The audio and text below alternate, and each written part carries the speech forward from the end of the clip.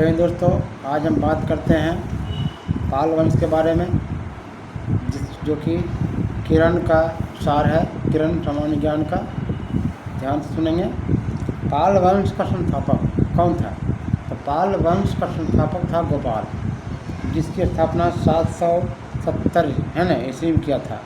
770 ईस्वी में गोपाल ने पाल वंश की स्थापना किया था।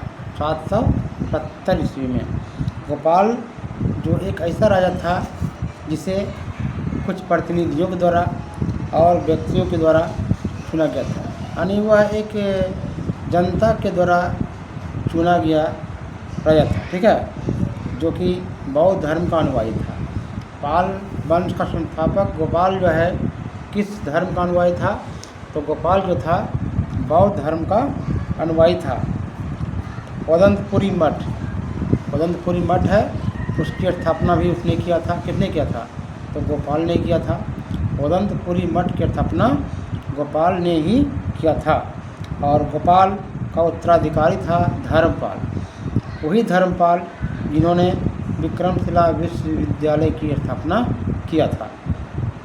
गोपाल का उत्तराधिकारी कौन था? धर्मपाल, जिन्होंने विक्रमशिला विश्वविद्यालय की स्थापना किया था। और धर्मपाल का उत्तराधिकारी कौन था? तो धर्मपाल का उत्तराधिकारी था देवपाल। धर्मपाल का उत्तराधिकारी कौन था? देवपाल, ठीक है। और अरब यात्री सुलेमान जो कि देवपाल के समय आया था। देवपाल को भारत का सबसे शक्तिशाली शासक कहा था। कौन कहा था? तो सुलेमान ने। अरबी यात्री सुलेमान जो था अरबी यात्री था। उन्होंने देवपाल को उस समय का सबसे शक्तिशाली क्या किया था? शासक कहा था।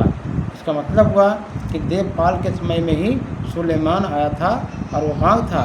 तो अरब का था। देवपाल ने अपनी राजधानी कहाँ बनाई थी? तो देवपाल ने अपनी राजधानी मुंगेर बनाई थी। मुंगेर। देवपाल अपने वंश का सबसे महान शासक था, ठीक है। शैलेंद्र शासक ने नालंदा में बौद्ध मठ की स्थापना किया। शैलेंद्र शासक जो था, जो कि देवपाल का अनुयायी था। देवपाल की अनुमति से शैलेंद्र शासक ने नालंदा में एक बौद्ध मठ की स्थापना किया था। देवपाल ने बहुत सारे वहाँ के खर्च के लिए गांव दान किया था, है ना। और महिपाल प्रथम ने पाल वंश की खोई हुई शक्ति को पुनर्जीवित किया था। महिपाल, ठीक है। पाल वंश का द्वितीय शासक महिपाल था। पाल वंश का द्वितीय संस्थापक कौन था? महिपाल था। और पाल वंश के पतन के बाद सेन वंश आया। पाल वंश के पतन के बाद कौन वंश आया? सेन वंश आया। एक सवाल और है कि बंगाल का प्राचीन नाम क्या था? तो बंगाल का प्राचीन नाम था गौड़। क्या था? गौड़ था, ठीक है। बंगाल का प्राचीन नाम क्या था? गौड़ था, ठीक है। और संध्याकर नंदी तथा रामचरित रामपाल की प्रशंसा में लिखा गया है।